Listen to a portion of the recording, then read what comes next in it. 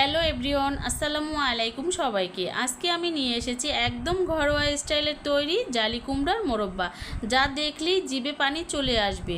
ছোট বড় সকলেই অনেক পছন্দ করবে এই মোরব্বা, আর অল্প সময়ে অল্প উপকরণ দিয়ে এই মোরব্বাটা তৈরি করে নিতে পারবে।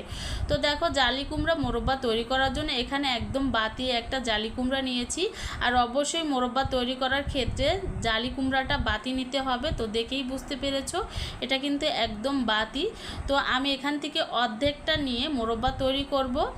আর তোমরা চাইলে কিন্তু বেশি পরিমাণ করে তৈরি করে ঘরে সংরক্ষণ করে অনেক দিন যাবত খেতে পারো। তো দেখো, অফ ক্যামেরায় কিন্তু আমি জালি কুমড়াগুলো কেটে সুন্দর করে কাটা চামচের সাহায্যে একদম ভিতরে ফুটো ফুটো করে নিয়েছি।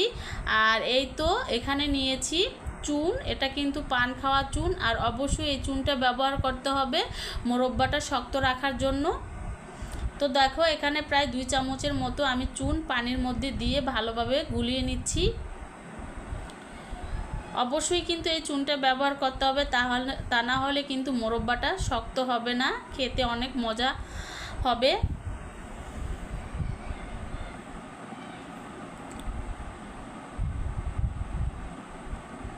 তো দেখো, এই চুনের মধ্যে কিন্তু আমি এই জালি কুমড়াগুলো একদম ডুবিয়ে রাখবো 5 থেকে 6 ঘন্টার মতো। তোমরা চাইলে রাতের বেলা এরকম চুনের মধ্যে ডুবিয়ে সকালবেলা তৈরি করে নিতে পারো। তো আমি কিন্তু এটা সকালবেলা চুনের মধ্যে ডুবিয়েছি আর বিকেলবেলা তৈরি করে নিয়েছি। তো ঢাকনা দিয়ে ঢেকে প্রায় 5 থেকে 6 ঘন্টার মতো আমি রেখে দিয়েছিলাম। তারপরে নর্মাল পানি দিয়ে খুব সুন্দর করে ধুয়ে নিতে হবে। আর দুঃখিত বন্ধুরা, আমি তোমাদের কাঁটা চামচের সাহায্যে যে ছোট ছোট ফুটো করে নিয়েছি ওটা তোমাদের দেখাতে পারি নাই, আমার ভিডিওটা কাটা গিয়েছে, এর জন্য দুঃখিত। তো দেখো, একদম সুন্দর করে ধুয়ে নিতে হবে, যেহেতু এখানে চুন ব্যবহার করেছি সেই ক্ষেত্রে সাবধানতাভাবে কাজ করতে হবে। আর নর্মাল পানি দিয়ে খুব সুন্দর করে ধুয়ে নিতে হবে। এখন আমি ধুয়ে নেওয়ার পরে কিন্তু মোরব্বাগুলো একদম ছোট ছোট টুকরো করে কেটে নিয়েছি অফ ক্যামেরায়। তোমরা যে যেরকম করে তৈরি করতে চাও সেই অনুযায়ী তৈরি করে নিতে পারো। আমি কিন্তু ছোট ছোট টুকরো করে কেটে নিয়েছি। আর এখন কিন্তু এই মোরব্বাগুলো জালি কুমড়াগুলো কিন্তু আমি পানির মধ্যে দিয়ে ভাপ দিয়ে নিব।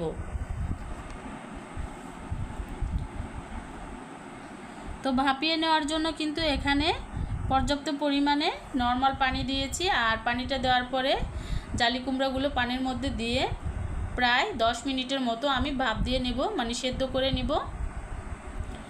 তো এই পর্যায়ে এখন একটা ঢাকনা দিয়ে ঢেকে জাল করে নিতে হবে।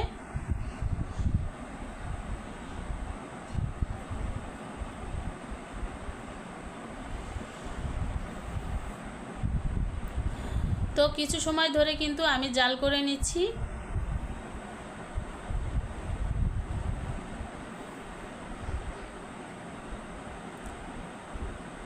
তো কিছু সময় পর পর ঢাকনাটা তুলে একটু নেড়ে চেড়ে উল্টিয়ে পাল্টিয়ে দিতে হবে।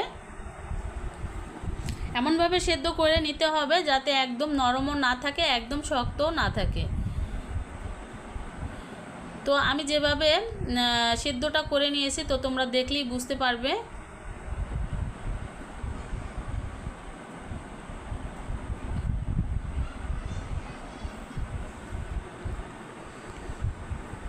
তো যারা যারা এরকম জালি কুমড়ার মোরব্বা তৈরি করে খাও নাই, অবশ্যই একবার তৈরি করে খেয়ে দেখো। আর এই মোরব্বাটা তৈরি করে কিন্তু অনেক দিন ঘরে সংরক্ষণ করে খেতে পারবে।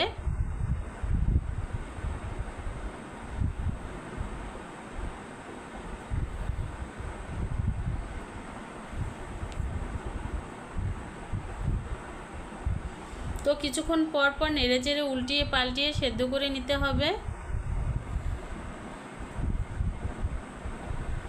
তো আমি একটা চামচের সাহায্যে দেখিয়ে দিলাম কীরকম করে সেদ্ধটা করে নিয়েছি, একদম নরমও না একদম শক্তও না। তো ঢাকনা দিয়ে ঢেকে কিছু সময় ধরে আবারও একটু জাল করে নিলাম। এখন চুলা থেকে নামিয়ে নিব। নামানোর পরে কিন্তু খুব সুন্দর করে পানিটা ঝরিয়ে নিতে হবে চিপড়িয়ে চিপড়িয়ে। আর দেখেই বুঝতে পেরেছো কতটা ছিদ্র হয়েছে মোরব্বার ভিতরগুলো। তো এখন মোরব্বা তৈরি করার জন্য এখানে জালি কুমড়ার টুকরোগুলো চিনির মধ্যে দিয়ে দিব। তো চিনি আগে ফ্রাই প্যানে দিয়ে দিলাম পর্যাপ্ত পরিমাণে। তো মোরব্বা তৈরি করতে কিন্তু বেশি পরিমাণে চিনি লাগে। তো এখানে প্রায় 1.5 বাটি পরিমাণে চিনি অ্যাড করেছি, আর দিয়েছি দারচিনি, এলাচ ফ্লেভারের জন্য।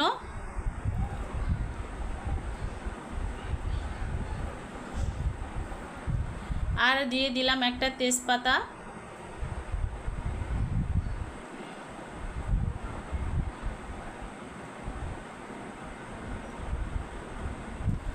তো কিছু সময় ধরে কিন্তু একটু জাল করে নিতে হবে।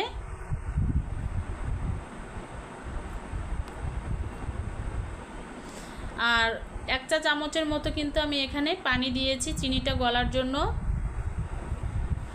তা না হলে চিনিটা পুড়ে যাবে।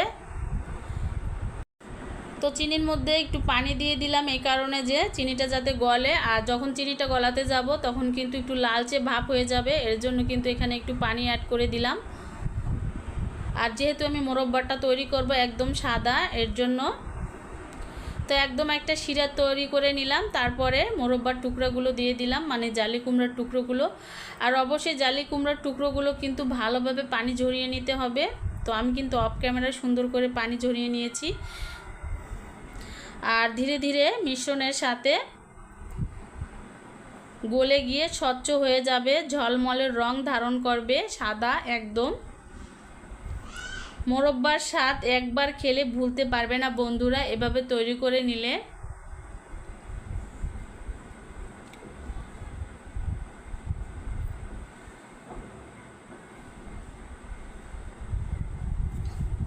একদম একটা শিরা আবরণ হয়ে যাবে মোরব্বার গায়ে জাল দিতে দিতে। তো জালি কুমড়ার গা থেকে কিন্তু একটু পানি ছেড়ে দিয়েছে, জাল দিতে দিতে কিন্তু এই পানিটা একদম শুকিয়ে ফেলতে হবে। আর চিনিটা কিন্তু একদম শক্ত হয়ে যাবে, একটা আঠালো আঠালো ভাব হয়ে আসবে, তখনই বুঝতে পারবে যে মোরব্বাটা তৈরি হয়ে গিয়েছে। আর এটাকে খুব সুন্দর করে যখন ঠান্ডা করে নেব তখন কিন্তু একদম সাদা দবদবে হয়ে যাবে। তো আমার ফাইনালি মোরব্বাটা তৈরি হয়ে গেল, মজাদার জালি কুমড়ার মোরব্বা। তো এক এক করে কিন্তু আমি প্লেটের মধ্যে আলাদা আলাদা করে একটা একটা করে ফাঁকা ফাঁকা করে রেখে দিব যাতে না লেগে যায়।